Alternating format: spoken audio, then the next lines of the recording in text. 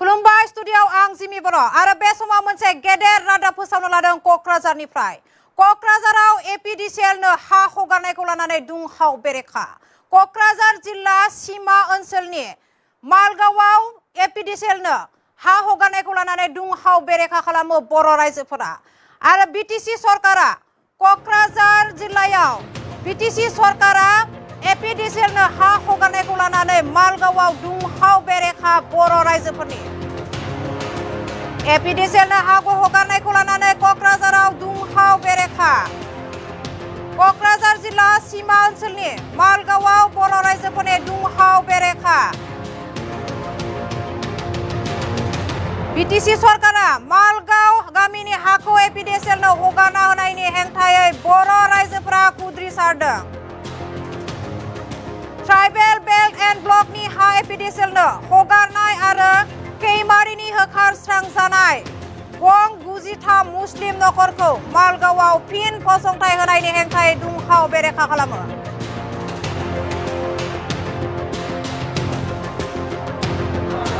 एपिडिसिएलनो हा हगारनायखौ लानानै क'क्राझाराव दुंहाव बेरेखा।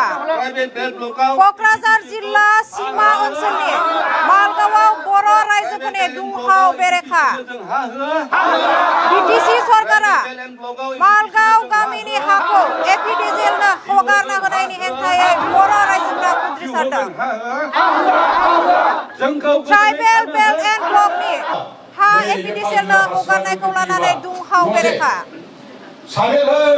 माने मालगावनि आइ आफा जाबा प्राइभेट बेल्ट ब्लकनि हाखौ रैखा खालाम। प्राइभेट बेल्ट ब्लकआव मख'जाथावनादि 1984 मायथाइयाव ट्राइबेल बेल्ट एन्ड ब्लकनि गनायथि मोननाय मालगावआव आसाम सरकार आरो बिटिसि सरकारा एपिडिसिएलनो हा हगारना होनाय आरो इभेक्सन थैनांनाय ट्राइबेल नङै सुबुंखौ फिन फसंथान होनायनि बेरेखा खालामनानै ओंखारबोबाय बर' रायजोफोरा।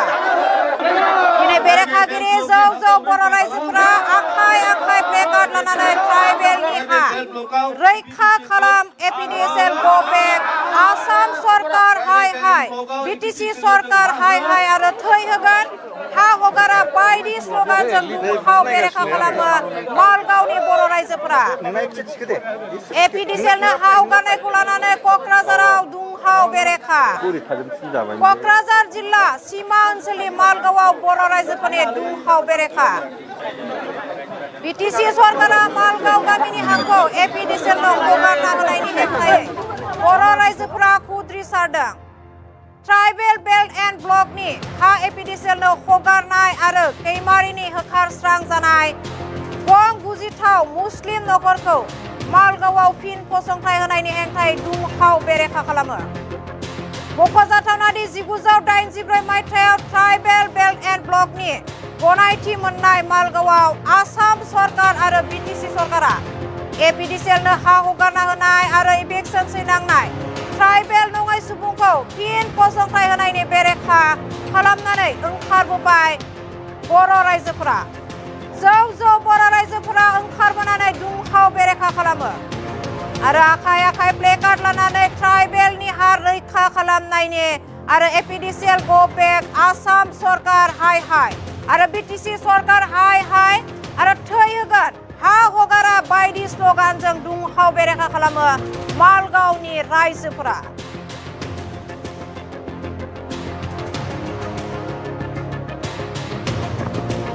बे मालगाव जानाखि माने ट्राइबेल ब्लक एरिया बियो माने 1984 बेखौ दादों बालाघाट नायगाव ट्राइबेल ब्लक होननानै। दा बे ट्राइबेल ब्लकनि आन्दाराव जे एपिडिसिएलनो बिटिसि सरकारा हा होनो नागिरदों खोब दुखुनांथाव बियो। जों बेखौ दुखु फोरमायो आरो जों निन्दा खालामो आरो बे हाखौ थांनाय जानाखि सरकार प्रमद बर' सरकार बेनो बे हाखौ होलांदों होननानै मानगोनां हाग्रामा महिलाया बुंबाय थादों। दा बाथ्राया बे नङा जे प्रमद बर'आ भुल खालामलांबाय, बे भुलखौ जों मावनांगौ बे बाथ्रा नङा। दा गथिखे बेखौ माने कारेक्सन खालामलानांगौ। कारेक्सन खालामनानै जानाखि प्रमद बर'आ होलांनाय जायनाखि हा बेखौ केन्सेल खालामनांगौ। बेयाव एपिडिसिएलनो हा होनो नाङा। जिहेतु बे ट्राइबेल बेल्ट ब्लकनि आन्दाराव गोलैयो दा गथिखे जोङो बे ट्राइबेल बेल्ट ब्लकखौ उद्धार खालामनांगौसो ट्राइबेल बेल्ट ब्लकखौ प्रटेक्सन होनांगौसो ट्राइबेल बेल्ट ब्लकखौ प्रटेक्सन होनो नागारै जुदि नोङो आरोबाव ट्राइबेल बेल्ट ब्लकआव गोदान माने डेभेलपमेन्ट नामाव इन्डास्ट्रि लाबोयोब्ला बे ग्रहन जायगायाव खुनु नङा जोंनो डेभेलप नांगौ डेभेलप नाङा नङा दा खिन्थु डेभेलपमेन्ट नामावनो ट्राइबेल बेल्ट ब्लक हाखौ सेनानै APTCL हगारनाय बे खुनु दिन गनायजाव नङा बे मानिथाव नङा बे जों बेखौ मानिनो हाया दा दस्रा जायगायाव लां जों आपत्ति खालामाखै अबेबा जायगायाव लांथों माने ट्राइबेल बेल्ट ब्लकनि बाहेरायाव अबेबा जायगायाव जुदि लांनो नागिरदोंब्ला लांथों जा बेयाव खुनु माने बादा गैया इतिमধ্যে माने जानाखि बे APTCL गायसननाय नामाव 93टा फेमिलि मुस्लिम फेमिलि बेखौ जे नैबे मालगावनि आरोबाव बे ग्रेजिं फिल्डआव दोनफैना दों बेबो अननाय बेबो इलिगेल मालगावआ ट्राइबेल बेल्ट ब्लकखा आरो बे मालगावआव जोङो दिनै बे हाखौ प्रटेक्ट खालामनो नागिरै मालगावआव आरोबाव बे ग्रेजिं फिल्डआव 93 जन फेमिलिखौ दोनफैनो नागिरनाय बेबो बिराद इलिगेल दोननो हाया सुप्रिम कर्टनि अर्डार दंखायो सुप्रिम कर्टआव रोखा रोखा अर्डार दं जे ग्रेजिं फिल्डआव इसेबां इलिगेल एनक्रोचर दं बिसोरखौ एभिसन खालामनांगौ होननायसो माने अर्डार दंखायो दा गथिखे बे सुप्रिम कर्टनि अर्डारखौ जोङो माने इगनर खालामनानै बेखौ नो हयर खालामनानै बेयाव माने इलिगेल भाबै रिहेबिलिटेट खालामनो नागिरनाया बे इनजास्टिस बेखौ दोननो हाया आरो अनारेबल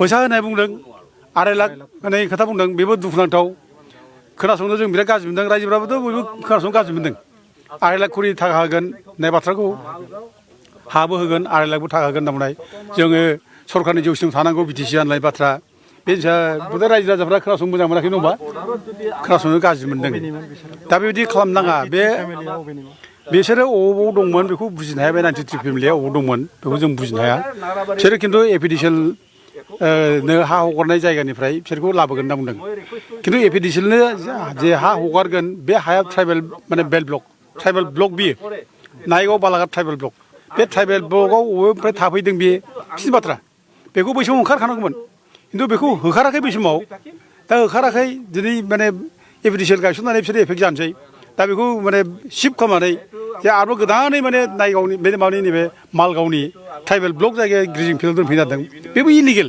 बेखौ दोननो हाया बिसोर अबेनिफ्राय थाफैदों बे माबायाव बेखौ भेरिफाइ खालामनानै बिसोर जे जायगानिफ्राय फैदों बे जायगायाव थांसो थिनहरनांगौ बिसोरथ' खुनु माने रिहेबिलिटेट खालामनायनि फैसा थाखा होनायथ' बाथ्रा फैनाङा गथिखे बेखौ बिदि खालामनाङा बिसोर अबाव दंमोन अबेनिफ्राय फैयामोन बिसोर माने दोनफिननांगौ थांफिनफिननांगौ बे दोनफैफिननाङा आरो ग्रेजिं फिल्डआव हा होनायनि खुनु पावार गैया सुप्रिम कर्टनिबो अर्डार दं आरो आसाम लेन्ड माने जायनाखि पलिसि बे आसाम लेन्ड पलिसियावबो 2019आव रोखा रोखा लिरदों जे ग्रेजिं फिल्डआव जेसेबां इलिगेल भाबै एनक्रोच जादों बे एनक्रोचारफोरखौ होखारनांगौ होननानै डिसिफोरनो अर्डार होनायसो दङ दा गथिखे BTCआ बेफोर गासैबो अर्डारखौ मानिनांगौ जों बेखौ लुबैयो आरो रायजो राजानि जायनाखि दाबिनाय बे दाबिनायखौ मानिनांगौ जों लुबैयो प्रमद बर'आ थोनलांबाय होननानै प्रमद बर'आ भुल मावलांबाय होननानै बे भुलखौ मावनो नाङा बेबायदि भुलखौ मावोब्ला खिन्थु रायजो राजानि खुद्रिनाया गाज्रि रोखोम माने BP पार्टियाव गोहोम गोलैगोन दा ओरैनो जोङो ट्राइबेल बेल्ट ब्लक हाखौ उद्धार खालामनो हायाखिसै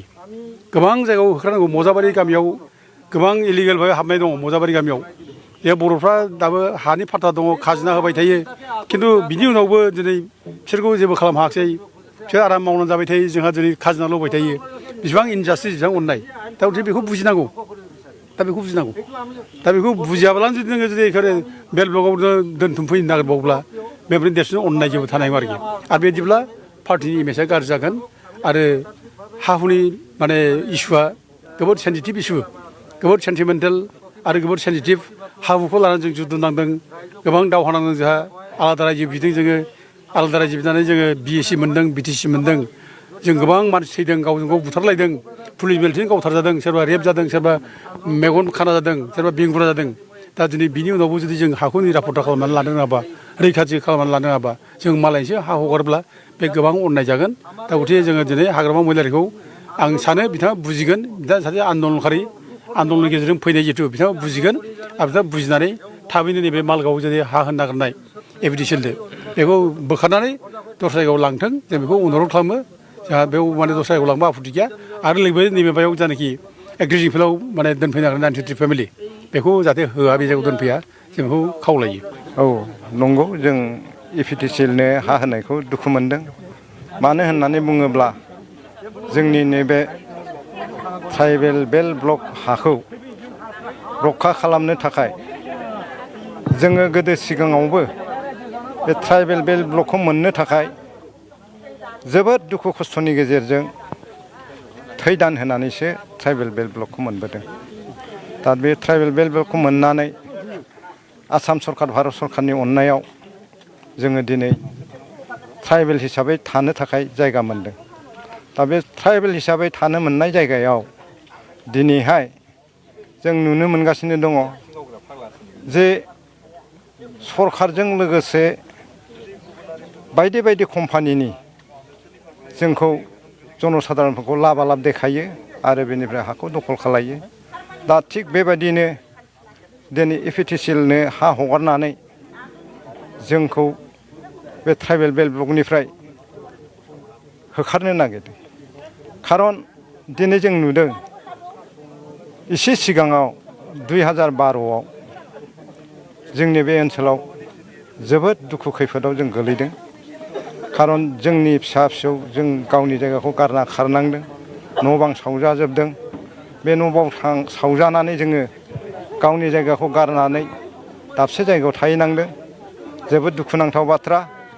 आरो बेबायदिनो दिनै जोंनि बे खाथियाव जायफोरा जोंखौ 2012आव बेबायदिनो संघर्ष खालामबाय, न' बां आलाय आथानि खालामजोब्बाय, दाउ अमा बोरमा मासेबो थायाखिसै, बेफोरखौबो जोंनि बिटिसि सरकारनिफ्राय जेबादि अनसुंथाइ मोननांगौमोन बेखौबो मोननो हायाखिसै, जोंनो जेखौबो होआखिसै।